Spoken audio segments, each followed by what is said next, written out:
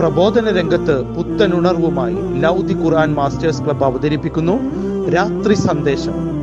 എന്നും രാത്രി 9 മണിക്ക് യൂട്യൂബിലൂടെ പ്രസംഗ പരിശീലന കളരിയിലെ പഠിതാക്കൾ നിങ്ങൾക്കായി ഒരുക്കുന്നു.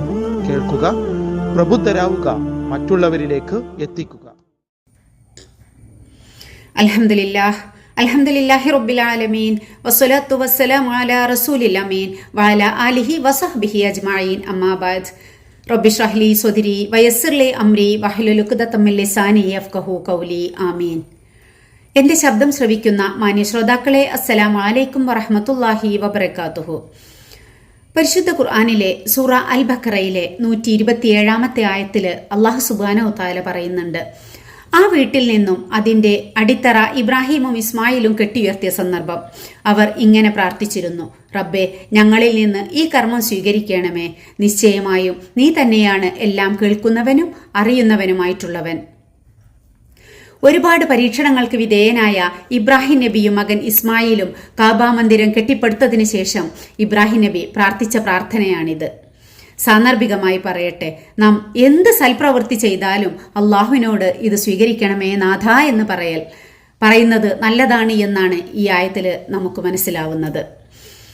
അള്ളാഹുവിന്റെ കൽപ്പന പ്രകാരം ഇബ്രാഹിം അലൈഹിസ്സലാം കെട്ടിപ്പടുത്തുണ്ടാക്കിയ ഭവനം, ആ സമയത്ത് ഒരു ജനത, ഒരു സമുദായം മക്ക പ്രദേശത്തുണ്ടായിരുന്നില്ല. ഇബ്രാഹിം നബിയുടെ പ്രാർത്ഥനയുടെ ഫലമായി 4000 കൊല്ലങ്ങൾക്ക് ശേഷമാണ് അള്ളാഹു മുഹമ്മദ് നബി സല്ലല്ലാഹു അലൈഹി വസല്ലമയെ പ്രവാചകനായി അവിടേക്ക് നിയോഗിക്കുന്നത്. കഅബ മന്ദിരത്തിന്റെ പണി പൂർത്തിയാക്കിയതിനു ശേഷം അള്ളാഹു സുബ്ഹാനഹു തആല ഇബ്രാഹിം അലൈഹിസ്സലാമയോട് പറഞ്ഞു, ഈ പുണ്യഗേഹത്തിലേക്ക് ലോക ജനതയെ ക്ഷണിച്ചുകൊള്ളുക എന്ന്. ഇബ്രാഹിം നബി ആശ്ചര്യപൂർവ്വം ചോദിച്ചു, എങ്ങനെയാണ് അള്ളാഹുവെ എൻ്റെ വിളി എല്ലായിടത്തും എത്തുക എന്ന്. അപ്പോൾ അള്ളാഹു സുബ്ഹാനഹു തആല പറഞ്ഞു, നീ വിളിക്കുക, ആ വിളി എത്തിക്കേണ്ട ബാധ്യത എനിക്കാണ് എന്ന്. ആ വിളിയുടെ ഫലമായാണ് ഇന്ന് ലോക ജനത മുഴുവൻ, നാനാഭാഗത്തുമുള്ള ജനത മുഴുവൻ ആ കഅബാലയത്തിലേക്ക് എത്തിക്കൊണ്ടിരിക്കുന്നത്.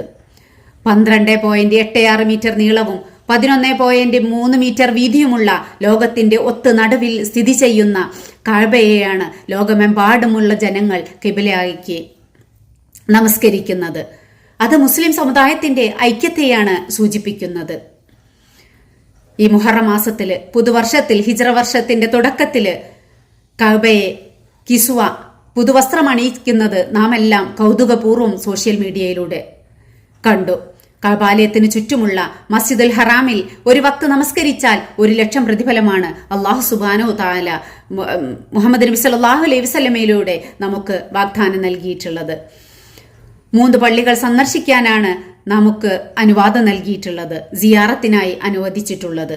മസ്ജിദുൽ നബവി, മസ്ജിദുൽ അഖ്സ, കഅബാലയത്തിന് ചുറ്റുമുള്ള മസ്ജിദുൽ ഹറാം. അല്ലാഹുവേ, നിന്റെ പുണ്യഗേഹത്തിലേക്ക് പോയി കണ്ടവർക്ക്, ഉംറ ഹജ്ജ് നിർവഹിച്ചവർക്ക് വീണ്ടും പോവാനും അതുപോലെ കാണാത്തവർക്ക് അത് കാണുവാനുള്ള ഭാഗ്യം നീ ഞങ്ങൾക്ക് നൽകണേ നാഥ. ആമീൻ. വആഖിറു ദഅവാന അനിൽ ഹംദുലില്ലാഹി റബ്ബിൽ ആലമീൻ. അസ്സലാമു അലൈക്കും വറഹ്മത്തുള്ളാഹി വബറകാതുഹു.